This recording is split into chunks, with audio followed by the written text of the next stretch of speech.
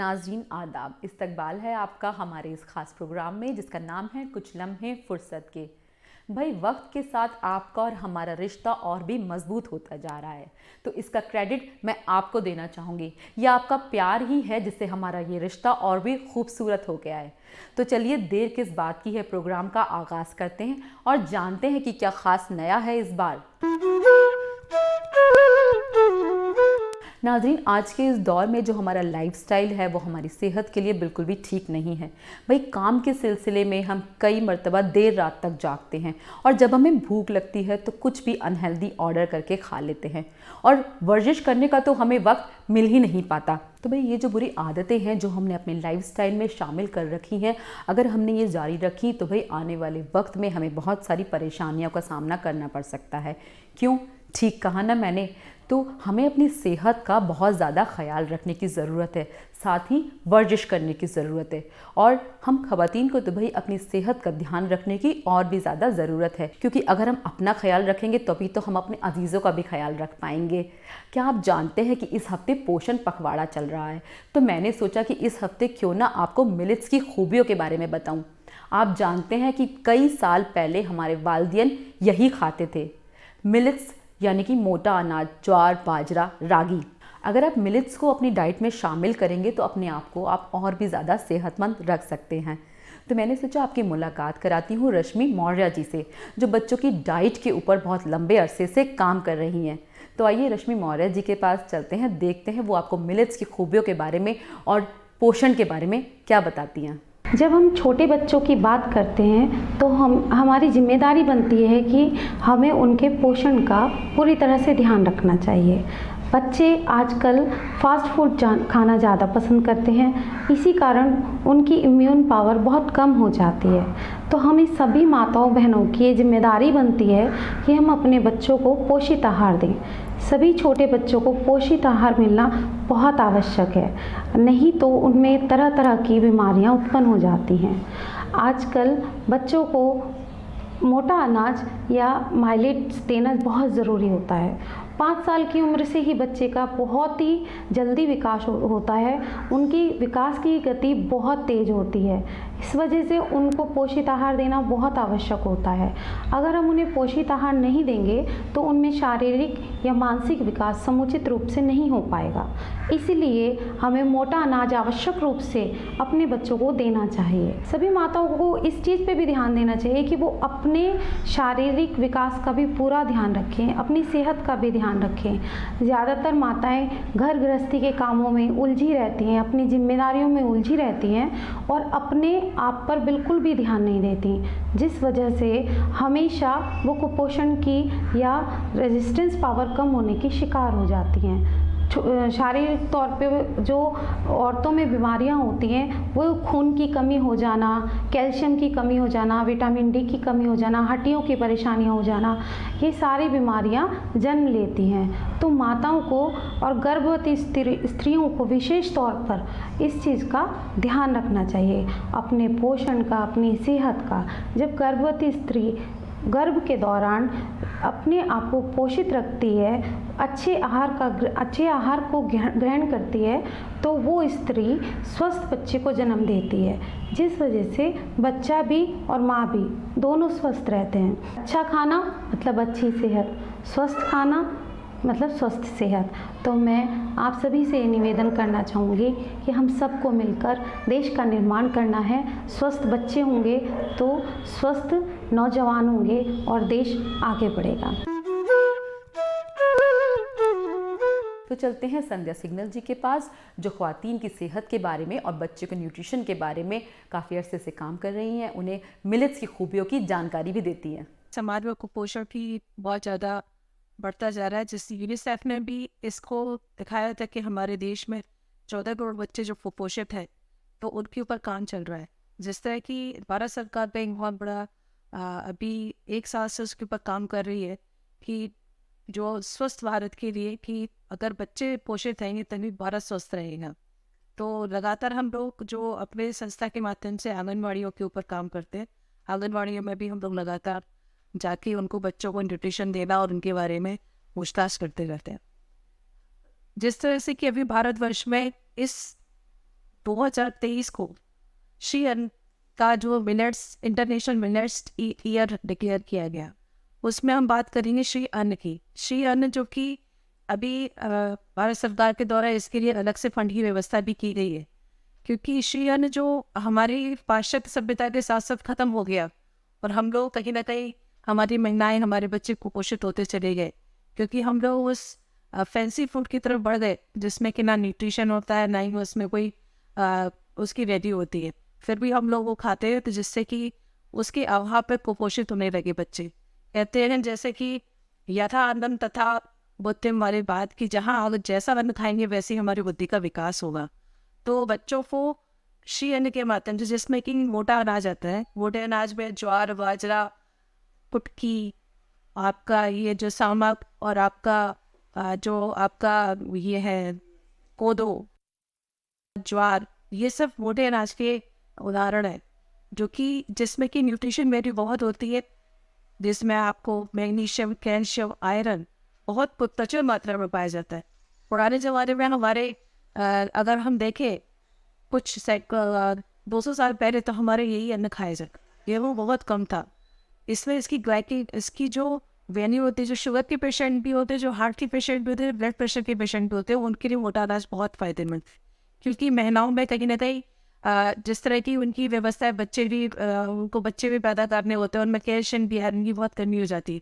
इस मोटे अनाज में उनकी वैल्यू बहुत ज़्यादा होती है। जिस तरह से हम ज्वार देखें, रागी देखें, रागी बहुत अच्छी मात्रा में आयरन पाया जाता है, और उसकी क्या होता है कि ये पचने के साथ साथ धीरे धीरे धीरे धीरे ग्लूकोज को शरीर से छोड़ती है, जो कि गेहूँ है वो एकदम से ग्लूकोज को बढ़ा देता है, जो कि डायबिटिक वालों के लिए बहुत खराब होता है।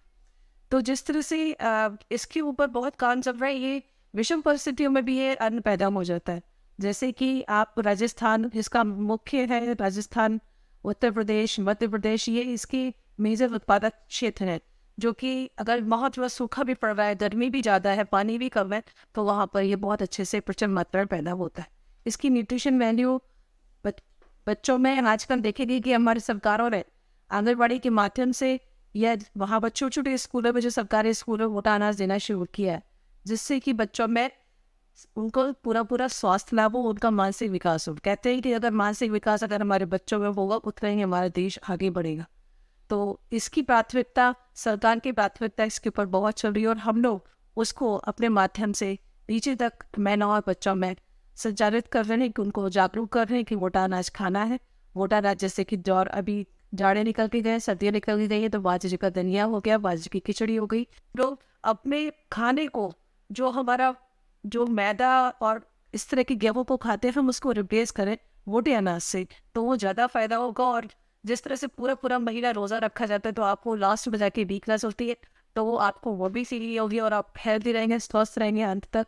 और जिस तरह से नवरात्रि के बाद पहले थोड़ा सा अपने आप को कमजोर इस तरह फील करती है, तो वो भी नहीं रहेगा, सभी स्वस्थ आइडिया। और ऊपर वाले की भी कृपा करके ही आप वो सोचे कि ऊपर वाले कृपा कर रहे, तो उस मोटे अनाज को खाएं, क्योंकि ये मोटा अनाज है, स्वतः पैदा होता है। आपने देखा होगा ये स्वतः पैदा होता है, इसकी बीज को अब आगे प्रोपोगेट किया जाता है, ये स्वतः ही पैदा होने वाला इस तरह का फ्रूट है। तो ऊपर वाले ने जो वरदान दिया है, उसका भरपूर प्रयोग करें और अपने जीवन शैली में उसको उतारें, तो हमें बहुत फायदा होगा।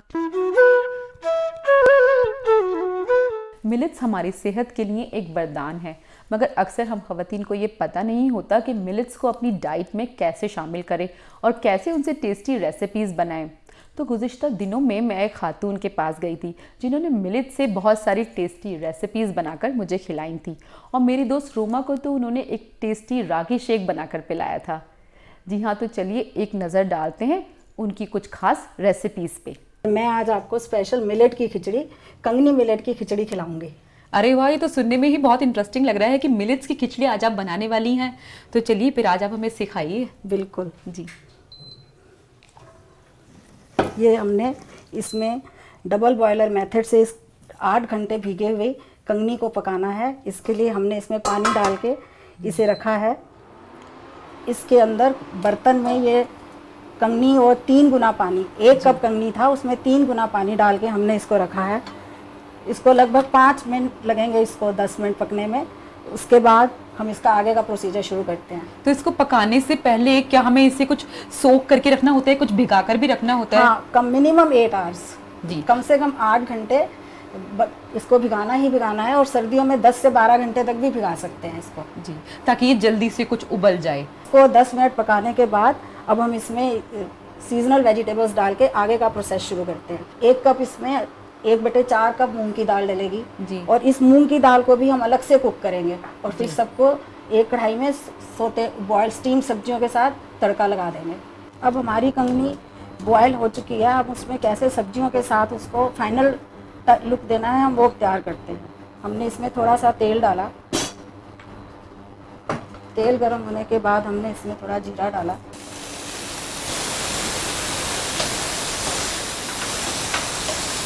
और साथ में ये सीजन की कटी हुई मेथी। गर्मियों में ये मेथी ना मिले तो आप कसूरी मेथी भी इस्तेमाल कर सकते हैं। अगर मेथी ना मिले तो हम इसमें धनिया वगैरह भी कुछ डाल सकते हैं? हाँ, धनिया भी डाल सकते हैं ऊपर गार्निशिंग के लिए, पर धनिया सब करते टाइम नहीं डालेंगे।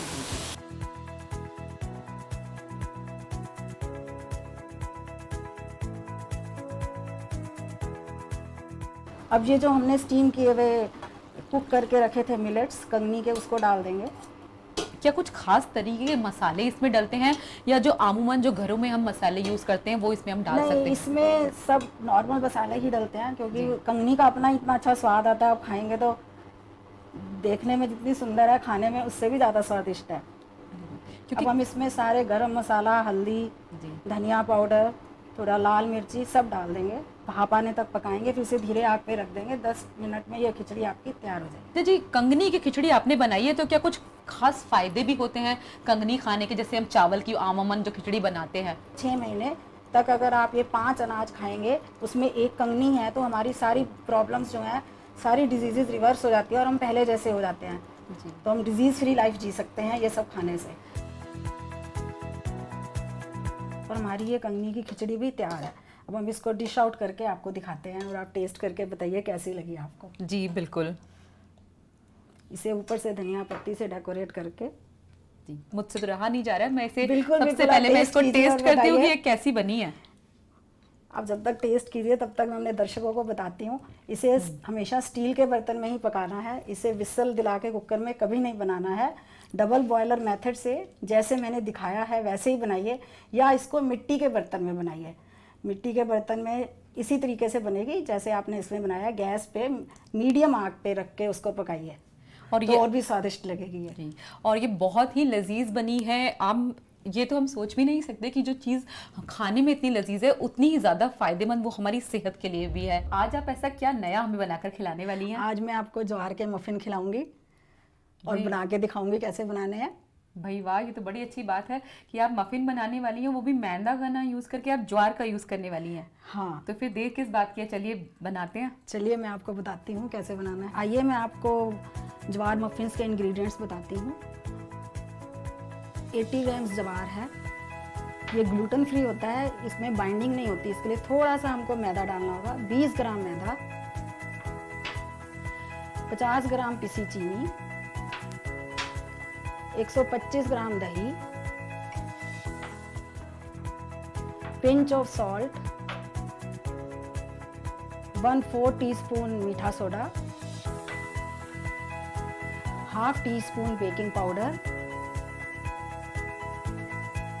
65 ग्राम्स ऑयल, डेकोरेशन के लिए बादाम, फ्रेग्रेंस के लिए रस मलाई फ्लेवर, कलर के लिए येलो कलर। सबसे पहले हम इसमें दही लेंगे।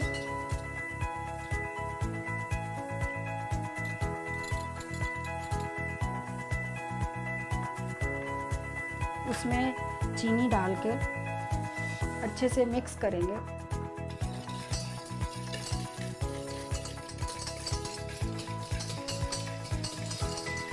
इसको 2-3 मिनट अच्छे से मिक्स करना है ताकि ये फ्लफी हो जाए थोड़ा।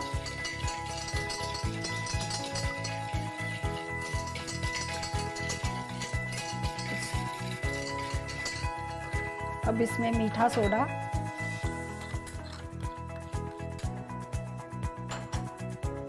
बेकिंग पाउडर,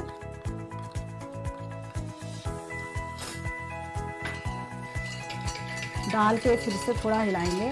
अगर इसको ज़्यादा स्टीर नहीं करेंगे तो शायद इसमें लम्स आ जाते हैं। हाँ जी। और इसको 1 से 2 मिनट के लिए छोड़ देंगे। इसमें अब मैं थोड़ा तेल डालती हूँ। तो 3 नॉर्मल कुकिंग ऑयल है या हाँ, कुछ? कोई जी खुशबू नहीं होनी चाहिए ऑयल में, जी। और मस्टर्ड ऑयल नहीं होना चाहिए, उसमें काफ़ी स्ट्रॉन्ग खुशबू होती है तो उससे फिर मफ़िन। अब इसमें हम रसमलाई का फ्लेवर डालेंगे और थोड़ा सा कलर। ये नॉर्मल फूड कलर आपने इसमें डाला हाँ, है? Normal food colour. अरे वाह, ये तो एकदम बहुत ही खिलता हुआ इसका येलो कलर एकदम हाँ, आया और है। अभी जब आप इसको कुक करेंगे तो फिर देखना, काट के दिखाएंगे हम आपको कितना सुंदर लगता है। और पिंच ऑफ सॉल्ट, किसी भी मीठी चीज़ में पिंच ऑफ सॉल्ट डालने से उसका मीठापन और भी अच्छा लगता है। तो हर मीठी चीज़ में 1 पिंच सॉल्ट जरूर डालना चाहिए। अब इसमें हम ज्वार डालेंगे और मैदा। इसको छान कर हमें इसमें मिलाना है। इनको हमेशा छान के ही डालना चाहिए, कोई लंप हो तो वो भी उसमें निकल जाता है। इसलिए जब भी मफ़िन केक कुछ भी बनाएं तो मैदा को, ज्वार को, सब चीज़ों को छान के ही डालना है। इसको हम अच्छे से मिक्स कर लेंगे। अब इसको हम मफ़िन के कप्स में डाल के ओटीजी में गर्म बेक करने के लिए रखते हैं। और इसमें कितनी कितनी क्वांटिटी इसमें डालनी होगी? इसमें हाफ से लेके 3/4 कप तक डाल सकते हैं, ताकि इसको एक्सपायर फूलने के लिए भी जगह मिले उसमें मफ़िन कप में, नहीं तो उसे बाहर आ जाएगा। अच्छे से सेट हो जाए तब। हाँ जी। इसको ऊपर से ये आलमंड से, बादाम से डेकोरेट कर दीजिए। देखिए अभी हमारे मफ़िन्स तैयार हो चुके हैं।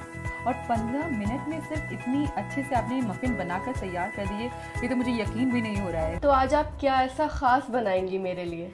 आपको मैं अब 10 मिनट में बनने वाला रागी शेक बनाऊंगी। 10 मिनट में बनने वाला? आपने मैंगो शेक, मिल्क शेक, चीकू शेक के बारे में तो बहुत सुना है, पर आज आप इसको भी टेस्ट करके देखिए। मैं तो बहुत एक्साइटेड हूँ। चलिए फिर बनाना शुरू करते बिल्कुल हैं। जल्दी। इसके लिए हम सबसे पहले एक पैन लेंगे, उसमें अराउंड 250 ml मिल्क डालेंगे।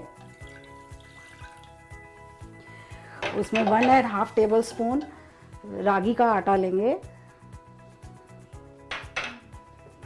1/2 टीस्पून हम इसमें कॉर्न फ्लोर डालेंगे। 1/2 टीस्पून कोको पाउडर लेंगे और 1 टेबलस्पून चीनी लेंगे। दिखने में तो बहुत ज़्यादा टेस्टी लग रहा है ये, मतलब अब मुझसे बिल्कुल इंतज़ार नहीं हो रहा। बस आपको इंतजार की करना ही नहीं पड़ेगा, 5 मिनट में रेडी हो जाएगा ये। अब इसको थोड़ा सा हम कुक करेंगे।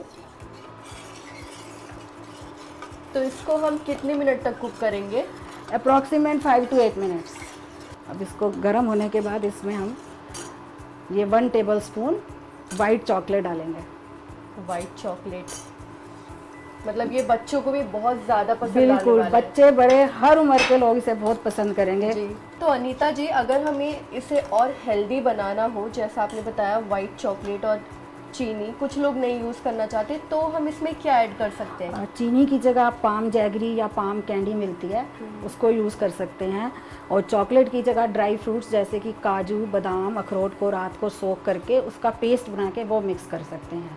और कॉर्नफ्लोर की जगह अरारोट भी यूज़ कर सकते हैं। अब हमारा शेक रेडी है, हम इसको ग्लास में सर्व करके आपको टेस्ट कराते हैं। बिल्कुल जल्दी। इसका कलर भी इतना अच्छा निकल के आया है, मतलब मैं तो बिल्कुल वेट नहीं कर पा रही, मुझे जल्दी ही पीना है, टेस्ट करना है। ये गार्निशिंग को के जल्दी लिए? ये गार्निशिंग के लिए हमने थोड़े से कटे हुए अखरोट और कटे जी। हुए बादाम ले लिए हैं।